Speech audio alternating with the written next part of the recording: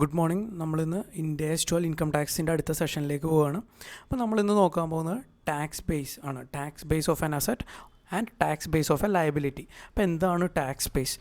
Tax base എന്ന് പറഞ്ഞാൽ income tax പർപ്പസിന് വേണ്ടി ഒരു അസറ്റോ അല്ലെങ്കിൽ ലയബിലിറ്റിക്കോ അട്രിബ്യൂട്ടബിൾ ആയിട്ടുള്ള എമൗണ്ടിനെയാണ് എന്ത് പറയുക, ടാക്സ് ബേസ്. സിമ്പിളായിട്ട് പറയുകയാണെങ്കിൽ അസറ്റ് അല്ലെങ്കിൽ ലയബിലിറ്റിന് അട്രിബ്യൂട്ടബിൾ ആയിട്ടുള്ള എമൗണ്ട് എന്താവശ്യത്തിന്, ഇൻകം ടാക്സ് പർപ്പസിന്. ഓക്കെ, അപ്പോൾ ഒരു അസറ്റിൻ്റെ ടാക്സ് ബേസ് എന്ന് പറഞ്ഞു കഴിഞ്ഞാൽ amount that will be deductible four tax purposes. ഒരു അസറ്റിൻ്റെ ടാക്സ് ബേസ് എന്ന് പറഞ്ഞു കഴിഞ്ഞാൽ ടാക്സ് പർപ്പസിന് വേണ്ടി ഡിഡക്റ്റ് ചെയ്യാൻ പറ്റുന്ന എമൗണ്ട് എന്തിന് അഗൻസ്റ്റ് ആയിട്ടാണ്? ടാക്സബിൾ എക്കണോമിക് ബെനിഫിറ്റിന് അഗൻസ്റ്റ് ആയിട്ട്. ടാക്സബിൾ എക്കണോമിക് ബെനിഫിറ്റ് എന്ന് പറഞ്ഞാൽ എന്താ? എക്കണോമിക് ബെനിഫിറ്റ് എന്ന് പറഞ്ഞു കഴിഞ്ഞാൽ നോർമലി നമ്മൾക്ക് റവന്യൂ അല്ലെങ്കിൽ ഇൻകം ആയിരിക്കും അല്ലേ. അപ്പോൾ ഒരു ഇൻകത്തിന് അഗൻസ്റ്റ് ആയിട്ടോ അല്ലെങ്കിൽ എക്കണോമിക് ബെനിഫിറ്റിന് അഗൻസ്റ്റ് ആയിട്ട് ഒരു അസറ്റിൽ നിന്ന് എമൗണ്ട് ഡിഡക്റ്റ് ചെയ്യാൻ പറ്റുന്ന എമൗണ്ടിനെയാണ് അസറ്റിൻ്റെ ടാക്സ് ബേസ് എന്ന് പറയാം. എക്സാമ്പിൾ പറയുകയാണെങ്കിൽ ദ അസറ്റ് ഇപ്പോൾ സെല്ല് ചെയ്യുകയാണെന്ന്, ഇപ്പോൾ ബാലൻസ് ഷീറ്റ് ഡേറ്റിൽ സെല്ല് ചെയ്യുകയാണ് അസറ്റ് എങ്കിൽ ആ എമൗണ്ട്, ആ കിട്ടുന്ന എക്കണോമിക് ബെനിഫിറ്റിൽ നിന്ന് എത്ര എമൗണ്ട് ഡിഡക്റ്റ് ചെയ്യാൻ പറ്റും, അതിനെയാണ് tax base of an asset എന്ന് പറയാം. ഇപ്പോൾ എക്സാമ്പിൾ എടുക്കുകയാണ്, മെഷീനറി നമ്മൾ സെല്ല് ചെയ്യുകയാണ്, 100 രൂപയുടെ മെഷീനറി സെല്ല് ചെയ്യുകയാണ്. ക്യാരിങ് എമൗണ്ട് 100 രൂപ. ക്യാരിങ് എമൗണ്ട് എന്ന് പറഞ്ഞു കഴിഞ്ഞാൽ ബാലൻസ് ഷീറ്റിൽ എന്താണോ എമൗണ്ട് അത്. ഇപ്പോൾ 80 രൂപയാണ് ബാലൻസ് ഷീറ്റിൽ കാണിക്കുന്നതെന്നുണ്ടെങ്കിൽ അസറ്റിൻ്റെ ക്യാരിങ് എമൗണ്ട് എന്ന് പറഞ്ഞാൽ 80 രൂപയാണ്. അപ്പോൾ നമ്മൾ 100 രൂപ ക്യാരിങ് എമൗണ്ട് ഉള്ള ഒരു അസറ്റ് സെല്ല് ചെയ്യണം. ക്യാരിങ് എമൗണ്ട്, അസറ്റിൻ്റെ ക്യാരിങ് എമൗണ്ട് എന്ന് പറഞ്ഞാൽ എന്തായിരിക്കും? നോർമലി കോസ്റ്റ്ലെസ് ഡിപ്രീസിയേഷൻ ആയിരിക്കും. അപ്പോൾ ഒരു അസറ്റ് 100 രൂപയുടെ അസറ്റ് സെല്ല് ചെയ്യുകയാണെന്നുണ്ടെങ്കിൽ അതിൽ നിന്ന് നമ്മൾക്ക് എന്ത് എമൗണ്ടൊക്കെ ഡിഡക്റ്റ് ചെയ്യാൻ പറ്റും ടാക്സ് ആവശ്യത്തിന്, അതിനെയാണ് എന്ത് പറയുക, ടാക്സ് ബേസ് എന്ന് പറയുക. അപ്പോൾ നോർമലി ഡിപ്രീസിയേഷൻ ആയിരിക്കും ഡിഡക്റ്റ് ചെയ്യാൻ പറ്റുന്നത് അല്ലേ. ഇനി വേറൊരു എക്സാമ്പിൾ നോക്കുകയാണെങ്കിൽ, A firm has total accounts receivable of ₹1 lakh. Accounts receivable എന്ന് പറഞ്ഞാൽ എന്താ? ഡെറ്റേഴ്സ് അല്ലേ, റിസീവ് ചെയ്യേണ്ട എമൗണ്ട്, റിസീവ് ചെയ്യാൻ പോകുന്ന എമൗണ്ട്. അപ്പോൾ ഒരു ഫേമിൻ്റെ ടോട്ടൽ അക്കൗണ്ട്സ് റിസീവബിൾ അല്ലെങ്കിൽ ഡെറ്റേഴ്സ് എന്ന് പറഞ്ഞു കഴിഞ്ഞാൽ ₹1 lakh ആണ്. At the end of the year management recognised a specific doubtful debt division of ₹3,000 for reporting period, for financial reporting. അപ്പോൾ 1,00,000 രൂപയാണ് ഡെറ്റേഴ്സ് അല്ലെങ്കിൽ അക്കൗണ്ട്സ് റിസീവബിൾ. പക്ഷേ ഇയർ എൻഡിൽ മാനേജ്മെൻറ്റ് 3,000 രൂപ ഡൗട്ട്ഫുൾ ആണെന്ന് റെക്കഗ്നൈസ് ചെയ്തു അല്ലെങ്കിൽ അസേർട്ടൻ ചെയ്തു ആ ഫിനാൻഷ്യൽ റിപ്പോർട്ടിംഗ് പീരീഡിൽ. അതായത് പ്രൊവിഷൻ ഫോർ ഡൗട്ട്ഫുൾ ഡെറ്റ് എന്ന് പറഞ്ഞു കഴിഞ്ഞാൽ 3,000 ആണ്. പക്ഷേ ഇൻകം ടാക്സ് പർപ്പസിന് നമ്മൾക്ക് പ്രൊവിഷൻ ഡിഡക്റ്റ് ചെയ്യാൻ പറ്റില്ല അല്ലെങ്കിൽ ഒരു എക്സ്പെൻസ് ആയിട്ട് കാണിക്കാൻ പറ്റില്ല. നമ്മൾ പ്രൊവിഷൻ നോർമലി എന്താ ചെയ്യാം? P&L അല്ലെങ്കിൽ സ്റ്റേറ്റ്മെൻറ്റ് ഓഫ് പ്രോഫിറ്റ് ആൻഡ് ലോസിൽ നമ്മൾ ടു പ്രൊവിഷൻ എന്ന് പറഞ്ഞ് കാണിക്കാം അല്ലേ, 3,000 രൂപ. പക്ഷേ അതൊരു ഡിഡക്റ്റബിൾ എക്സ്പെൻസ് അല്ല. അതായത് നമ്മൾ പ്രോഫിറ്റ് ആൻഡ് ലോസിൻ്റെ ഡെബിറ്റ് സൈഡിൽ കാണിക്കുന്നതെല്ലാം എക്സ്പെൻസ് ആണ് അല്ലെങ്കിൽ ചാർജുകളാണ്. അപ്പോൾ സപ്പോസ് 10,000 രൂപ പ്രോഫിറ്റ് ഉണ്ടെന്ന് വെച്ചോ. 10,000 രൂപ പ്രോഫിറ്റ് ഉണ്ടെങ്കിൽ ഈ 3,000 രൂപ പ്രൊവിഷനും കൂടി ഡിഡക്റ്റ് ചെയ്ത് കഴിഞ്ഞാൽ 7,000 രൂപയാവും പ്രോഫിറ്റ്. അപ്പോൾ ടാക്സ് എപ്പോഴും കാൽക്കുലേറ്റ് ചെയ്യുന്ന പ്രോഫിറ്റിന് മുകളിലാണ് അല്ലേ. അപ്പോൾ ഇൻകം ടാക്സ് അതോറിറ്റിക്ക് 7,000 രൂപയ്ക്ക് ടാക്സ് കിട്ടുകയുള്ളൂ. പക്ഷേ ആക്ച്വലി എത്ര കിട്ടണം? 10,000 രൂപയ്ക്ക് ടാക്സ് കിട്ടണം. എന്താണെന്ന് വെച്ച് കഴിഞ്ഞാൽ പ്രൊവിഷൻ അലൗബിൾ അല്ല. അപ്പോൾ എപ്പോഴും പ്രോഫിറ്റിന് മുകളിലാണ് ടാക്സ് കാൽക്കുലേറ്റ് ചെയ്യുന്നത്. അപ്പോൾ ഇവിടെ പ്രൊവിഷൻ അലൗ ചെയ്യില്ല. അപ്പോൾ 1,00,000 രൂപയാണ് റിസീവബിൾ, പ്രൊവിഷൻ 3,000 രൂപയാണ്.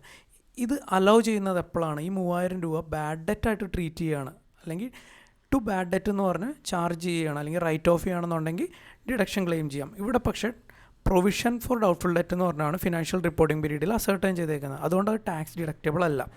അപ്പോൾ ക്യാരിയിങ് എമൗണ്ട് ഓഫ് അസറ്റ്, അതായത് അസറ്റ് എന്ന് പറഞ്ഞാൽ അക്കൗണ്ട്സ് റിസീവബിൾ അല്ലെങ്കിൽ ഡെറ്റേഴ്സ്, ക്യാരിയിങ് എമൗണ്ട് എത്രയാണ്? ഇവിടെ 1 lakh minus 3,000 അതായിരിക്കുമല്ലോ ബാലൻസ് ഷീറ്റിൽ കാണിക്കുക. Debtors less provision 97,000. Carrying amount 97,000 ആണ്. പക്ഷേ അസറ്റിൻ്റെ ടാക്സ് ബേസ് അല്ലെങ്കിൽ ഡെറ്റേഴ്സിൻ്റെ ടാക്സ് ബേസ് എന്ന് പറഞ്ഞാൽ എന്താ? 1 lakh ആണ് അല്ലേ. എന്താണെന്ന് വെച്ച് കഴിഞ്ഞാൽ പ്രൊവിഷൻ അലൗബിൾ അല്ല അല്ലെങ്കിൽ ഡിഡക്റ്റബിൾ അല്ല ഇൻകം ടാക്സിനെ സംബന്ധിച്ച്. അത് ബാഡ് ഡെറ്റ് ആണെങ്കിൽ ചാർജ് ചെയ്യാം അല്ലെങ്കിൽ ട്രീറ്റ് ചെയ്യാം ഡിഡക്റ്റബിൾ എക്സ്പെൻസ് ആയിട്ട്. പക്ഷേ ഇവിടെ പ്രൊവിഷനാണ്. അപ്പോൾ ടാക്സ് ബേസ് 1 lakh ആണ്.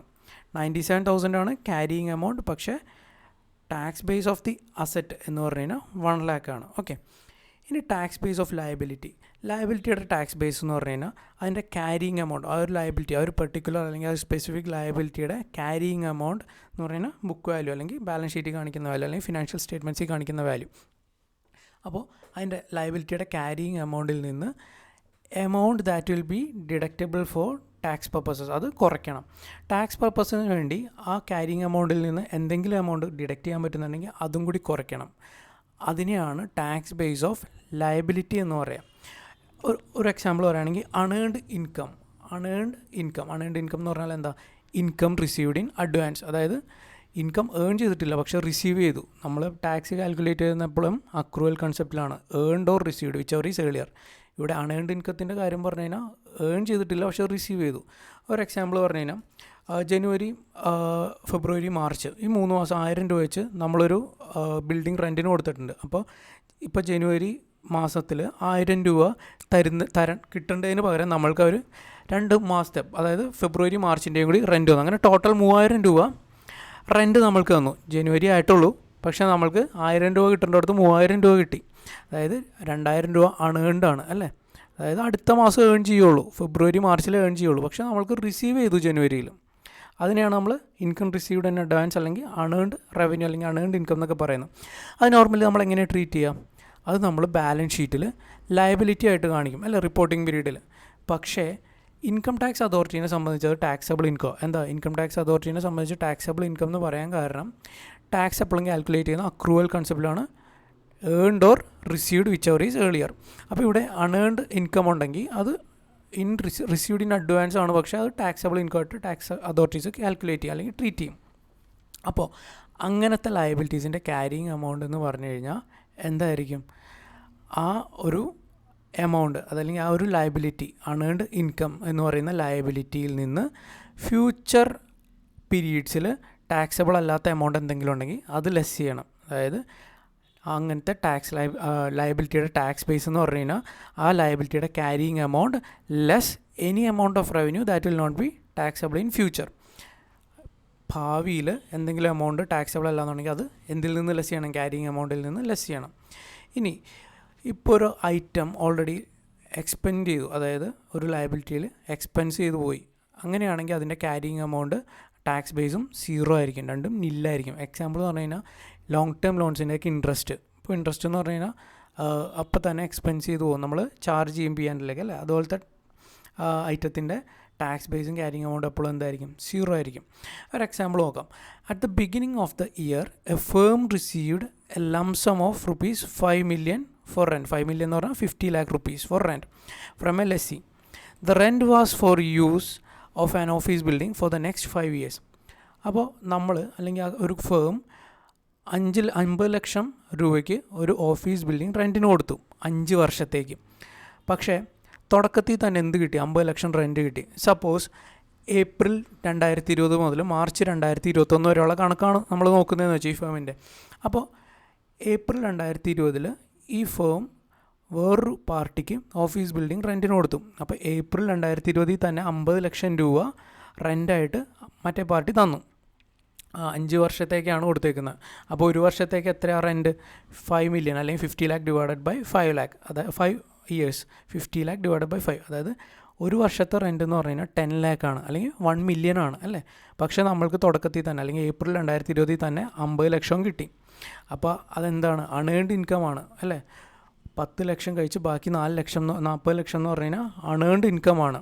അപ്പോൾ ഇൻകം ടാക്സ് അതോറിറ്റീസ് എന്താ പറഞ്ഞേക്കുന്നത്? Income tax authorities require 70% of rent received in advance to be taxable income. Advance ആയിട്ട് റിസീവ് ചെയ്ത അല്ലെങ്കിൽ ആ ലയബിലിറ്റിയുടെ ക്യാരിയിങ് എമൗണ്ടിൻ്റെ 70% ടാക്സബിൾ ഇൻകമായിട്ട് ട്രീറ്റ് ചെയ്യണമെന്നാണ് ഇൻകം ടാക്സ് അതോറിറ്റീസ് പറഞ്ഞേക്കുന്നത്. അപ്പോൾ നമ്മളുടെ അടുത്ത് taxable base of liability calculate ചെയ്യാനാണ് പറഞ്ഞേക്കുന്നത്. അപ്പോൾ ഏപ്രിൽ 2020 മുതൽ മാർച്ച് 2021 വരെയാണ് ഫിനാൻഷ്യൽ പീരീഡ് എന്ന് ഞാൻ പറഞ്ഞു, ആദ്യത്തെ വർഷം. അപ്പോൾ ആദ്യത്തെ വർഷത്തെ എൻഡിൽ മാർച്ച് 2021 നമ്മൾ ബാലൻസ് ഷീറ്റ് പ്രിപ്പയർ ചെയ്യുമ്പോൾ എങ്ങനെയായിരിക്കും ലയബിലിറ്റി വരിക? 5 million, അതായത് 50 ലക്ഷം രൂപ കിട്ടി. അതിൽ 10 ലക്ഷം രൂപ എന്ന് പറഞ്ഞു കഴിഞ്ഞാൽ ആ ഇയറിൻ്റെ റെൻറ്റാണ്. ബാക്കി 4 ലക്ഷം രൂപ എന്താ? അൺഏൺഡ് ഇൻകം അല്ലെങ്കിൽ ഇൻകം റിസീവ്ഡ് ഇൻ അഡ്വാൻസ് ആണ് അല്ലേ. അപ്പോൾ അതിൻ്റെ 70% എന്ത് ചെയ്യണം എന്ന് പറഞ്ഞേക്കുന്ന ഇൻകം ടാക്സ് അതോറിറ്റീസ്? ടാക്സബിൾ ഇൻകമായിട്ട് ആ വർഷം തന്നെ ട്രീറ്റ് ചെയ്യണം. അപ്പോൾ 40 ലക്ഷത്തിൻ്റെ 70% എന്ന് പറഞ്ഞു കഴിഞ്ഞാൽ 28 ലക്ഷം. അപ്പോൾ 28 ലക്ഷം രൂപ ടാക്സബിൾ ഇൻകമായിട്ട് ഏപ്രിൽ 2020 മാർച്ച് 2021 ഫിനാൻഷ്യൽ റിപ്പോർട്ടിംഗ് പീരീഡിൽ ടാക്സബിൾ ഇൻകമായിട്ട് ട്രീറ്റ് ചെയ്യണം. ഓക്കെ, ഇനി ആ ലയബിലിറ്റിയുടെ ടാക്സ് ബേസ് എങ്ങനെ കാണും? ലയബിലിറ്റിയുടെ ടാക്സ് ബേസ് ഇവിടെ എങ്ങനെ കാൽക്കുലേറ്റ് ചെയ്യുന്നതെന്ന് പറഞ്ഞേക്കുന്നത്? Carrying amount of that liability less any amount of revenue that will not be taxable in future. Carrying amount of ആ ലയബിലിറ്റി എന്ന് പറഞ്ഞാൽ ഇവിടെ എത്രയാണ്? 4 ലക്ഷം അല്ലേ. ബാലൻസ് ഷീറ്റിൽ 5 million കിട്ടി, അതിൽ നിന്ന് 1 million ആ വർഷത്തെ കറസ്പോണ്ടിങ് ഇയറിലെ ഏൺഡ് റവന്യൂ കുറയ്ക്കണം. അതായത് 5 million മൈനസ് 1 million, അപ്പോൾ 4 million, അതായത് 40 lakh ആണ് ക്യാരിങ് എമൗണ്ട് ബാലൻസ് ഷീറ്റിൽ ഏൺഡ് ഇൻകത്തിൻ്റെ വരിക. അതിൽ നിന്ന് എന്ത് കുറയ്ക്കണം എന്ന് പറഞ്ഞേക്കുന്നത് less any amount of revenue that will not be taxable in future. ഇവിടെ ഫ്യൂച്ചറിൽ ടാക്സബിൾ അല്ലാത്ത റവന്യൂ എത്രയാണ്? 2.8 million അല്ലെങ്കിൽ 28 ലക്ഷം അല്ലേ. അതായത് ഈ വർഷം 70% ടാക്സ് ചെയ്യും. ഒരു വർഷം ടാക്സ് ചെയ്താൽ അടുത്ത വർഷം ടാക്സ് ചെയ്യില്ലല്ലോ. അപ്പോൾ ആ 28 million അല്ലെങ്കിൽ ആ 28 ലക്ഷം ടാക്സബിൾ ആവില്ല. അപ്പോൾ ക്യാരിങ് എമൗണ്ടിൽ നിന്ന് ഫ്യൂച്ചറിൽ ടാക്സബിൾ അല്ലാത്ത എമൗണ്ട് കുറച്ച് കഴിഞ്ഞാൽ എന്ത് കിട്ടും? Tax base of that liability കിട്ടും. അതായത് 4 million അല്ലെങ്കിൽ 40 lakh മൈനസ് 28 lakh. അപ്പോൾ എത്രയാണ്? 12 lakh ആണ് tax base of unearned income ഇവിടുത്തെ കേസിൽ പറയുന്നത്. 12 lakh ആണ് tax base of that liability. Okay, ഇനി accounting profit and taxable profit. എന്താണ് അക്കൗണ്ടിങ് പ്രോഫിറ്റ്, എന്താണ് ടാക്സബിൾ പ്രോഫിറ്റ്? വല്ല വ്യത്യാസമുണ്ടോ? അക്കൗണ്ടിങ് പ്രോഫിറ്റ് എന്ന് പറഞ്ഞു കഴിഞ്ഞാൽ നമ്മൾ ഇൻഡേഴ്സും സാധാരണ അക്കൗണ്ടിങ്ങിൻ്റെ പ്രിൻസിപ്പിൾസൊക്കെ യൂസ് ചെയ്ത് നമ്മൾ പ്രിപ്പയർ ചെയ്യുന്ന അല്ലെങ്കിൽ കാൽക്കുലേറ്റ് ചെയ്യുന്ന പ്രോഫിറ്റിനെയാണ് അക്കൗണ്ടിങ് പ്രോഫിറ്റ് എന്ന് പറയുക.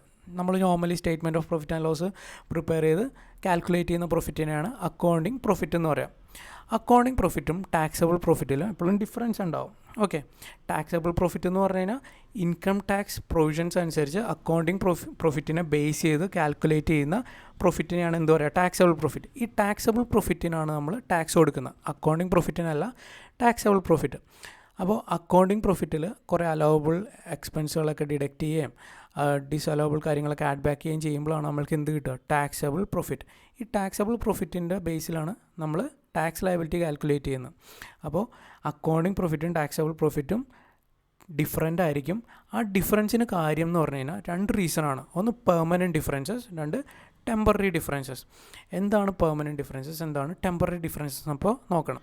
അപ്പോൾ ടെമ്പററി ഡിഫറൻസ് എന്ന് പറഞ്ഞു കഴിഞ്ഞാൽ അസറ്റിൻ്റെയോ അല്ലെങ്കിൽ ലയബിലിറ്റിയുടെയോ ക്യാരിങ് എമൗണ്ടും അതിൻ്റെ കറസ്പോണ്ടിങ് ടാക്സ് ബേസും, അതായത് ടാക്സ് ബേസ് എന്ന് പറഞ്ഞാൽ നമ്മളിപ്പോൾ കാൽക്കുലേറ്റ് ചെയ്തില്ല, ഇവിടെ 1.2 ഇവിടെ ക്യാരിങ് എമൗണ്ട് എന്ന് പറഞ്ഞാൽ എത്രയാണ്?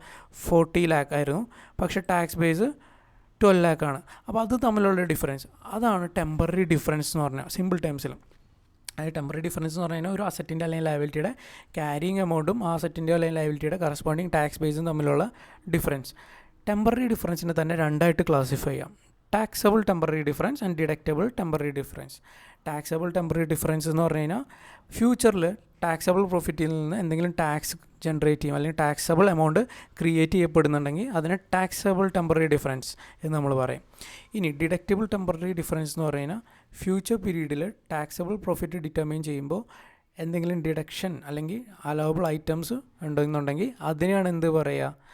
Deductible temporary difference. ഒന്നും കൂടി പറയാം, ടാക്സബിൾ ടെമ്പററി ഡിഫറൻസ് എന്ന് പറഞ്ഞു കഴിഞ്ഞാൽ ഒരു അസറ്റ് അല്ലെങ്കിൽ ലയബിലിറ്റിയുടെ ക്യാരിയിങ് എമൗണ്ട് റിക്കവർ ചെയ്യുക അല്ലെങ്കിൽ ബാലൻസ് ഷീറ്റ് ഡേറ്റിൽ അത് സെറ്റിൽ ചെയ്യുക. ലയബിലിറ്റി ആണെങ്കിൽ പേ ഓഫ് ചെയ്യാൽ, അസറ്റ് ആണെങ്കിൽ ഇപ്പോൾ ഡിസ്പോസ് ചെയ്യുക, വിൽക്കുകയൊക്കെ ചെയ്യുകയാണെന്നുണ്ടെങ്കിൽ അതിൽ നിന്ന് കിട്ടുന്ന എമൗണ്ടിൽ നിന്ന് എന്തെങ്കിലും എമൗണ്ട് ഡിഡക്റ്റ് ചെയ്യാൻ പറ്റും എന്നുണ്ടെങ്കിൽ അതിനെയാണ് എന്ത് പറയുക? Taxable temporary difference. അങ്ങനെ ടാക്സബിൾ ടെമ്പററി ഡിഫറൻസ് വന്നു കഴിഞ്ഞാൽ ഫ്യൂച്ചറിലൊരു ടാക്സ് എമൗണ്ട് ജനറേറ്റ് ചെയ്യുകയാണ്, അതായത് ടാക്സ് പേ ചെയ്യേണ്ടി വരും എക്സ്ട്രാ ഫ്യൂച്ചറിൽ. അതുപോലെ തന്നെ ഡിഡക്റ്റബിൾ ടെമ്പററി ഡിഫറൻസ് എന്ന് പറഞ്ഞാൽ ഫ്യൂച്ചറിൽ എന്തെങ്കിലും റിക്കവറി അല്ലെങ്കിൽ നമുക്ക് റീഫണ്ട് അല്ലെങ്കിൽ ഡിഡക്ഷൻസ് നടത്താൻ പറ്റും.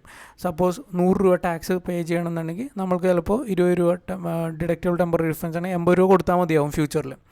അപ്പോൾ ടാക്സബിൾ ടാക്സബിൾ ആണെങ്കിൽ ഫ്യൂച്ചറിൽ ടാക്സ് എമൗണ്ട് പേ ചെയ്യേണ്ടി വരും, ഡിഡക്റ്റബിൾ ആണെങ്കിൽ ഫ്യൂച്ചറിൽ നമ്മൾക്ക് ടാക്സ് ഡിഡക്റ്റ് ചെയ്യാൻ പറ്റും. ഇതൊക്കെ നമ്മൾക്ക് പ്രോബ്ലം ചെയ്യുമ്പോൾ ഇത്തിരി കൂടി ക്ലാരിറ്റി കിട്ടും. തിയറി ഒറ്റയടിക്ക് പറയുമ്പോൾ നിങ്ങൾക്ക് ക്ലാരിറ്റി കിട്ടണമെന്നില്ല, പ്രോബ്ലം ചെയ്യുമ്പോൾ ഇത്തിരി കൂടി ക്ലാരിറ്റി കിട്ടും. അപ്പോൾ ഇതൊന്ന് വായിച്ചു നോക്കാം, എന്തെങ്കിലും ഡൗട്ട് ഉണ്ടെങ്കിൽ ചോദിക്കുക. നമുക്ക് നാളെ ഇല്ലസ്ട്രേഷൻസൊക്കെ നോക്കാം. Okay, thank you.